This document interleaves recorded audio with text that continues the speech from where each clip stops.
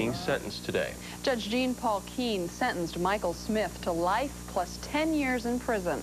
Keene told Smith that because he introduced the man who wanted Mary Kay Ross dead to the man who actually carried out the brutal stabbing death, he was as much a part of the conspiracy as if he'd gone to her apartment himself almost 1 year ago. Keene said he's rarely seen a crime carried out with such thoughtlessness, lack of remorse, or chilling sense of thrill. When Smith was asked to address the court before sentencing, he leaned back in his chair and said he had nothing to say. Lawrence Ducheneau told the court today he's very sorry for shooting another man in the neck last year in Sioux Falls. Ducheneau made the statement before being sentenced to 6 years in prison. As part of his plea agreement to aggravated assault, 2 other charges against Ducheneau were dropped.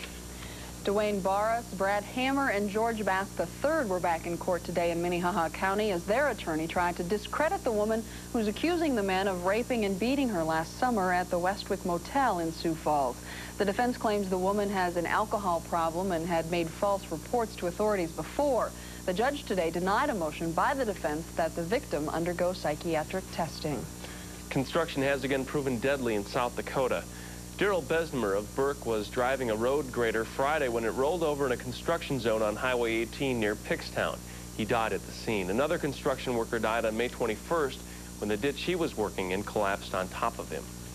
A Wyndham, Minnesota family was forced off the road this morning as they tried to make their way to the Black Hills. According to South Dakota Highway Patrol troopers, strong winds caught the side of John Duscher's Ford Explorer and his camper, causing him to lose control. The truck then flipped on its side and slid into the median. The accident happened about 9 this morning near the Brandon exit on Interstate 90. Duscher had minor injuries. The other 3 passengers were not injured at all. A state trooper credits seatbelts. A Watertown couple was injured when a motorist intentionally cut off their car, causing it to roll on Interstate 29 near Sioux Falls yesterday. 22-year-old Jeffrey Muller and his 21-year-old pregnant wife Lisa received minor injuries and have been released from the hospital. According to the State Patrol, the Mullers' car swung to the right to avoid the car when they lost control and rolled. The car that ran them off the road was blue with North Dakota license plates. One man was driving, a woman and 2 children. Authorities say the driver became angry with the Mullers because he thought they were passing too slowly.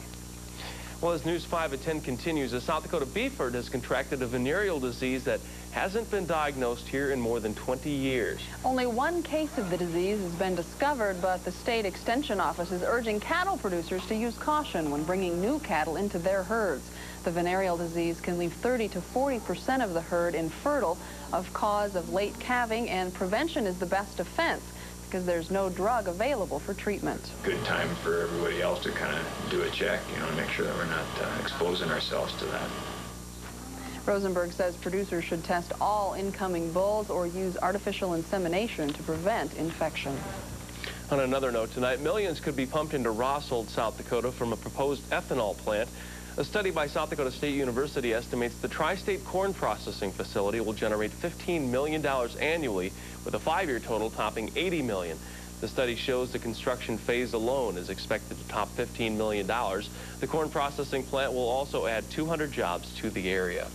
Meantime, the city of Worthing could lose $116,000 grant if residents vote down a bond issue next week for a new sewage lagoon. Worthing city officials say the grant, along with a $315,000 state loan, is needed to upgrade the town's sewer system to meet new Environmental Protection Agency laws. Voters in Worthing go to the polls next Tuesday. In World Watch tonight, he's been described as a Russian Ross Perot, and with even more than 10 million voters after this weekend's elections, he didn't win. Alexander Lebev will decide tomorrow if he will join Boris Yeltsin as his new defense minister. Russian journalists say he's hungry for power and needs the experience to build his credibility until the next presidential elections. And if you're planning to fly on ValueJet anytime soon, you might want to think again. The FAA found what it calls serious deficiencies during an extensive investigation. As a result, the carrier is temporarily shut down at midnight Eastern Time tonight. The FAA says inspectors found system-wide problems with aircraft maintenance and quality assurance. The agency asked ValueJet to stop flying until the problems are corrected. And First Lady Hillary Rodham Clinton responded with strongly worded answers today to questions from the Senate Whitewater Committee.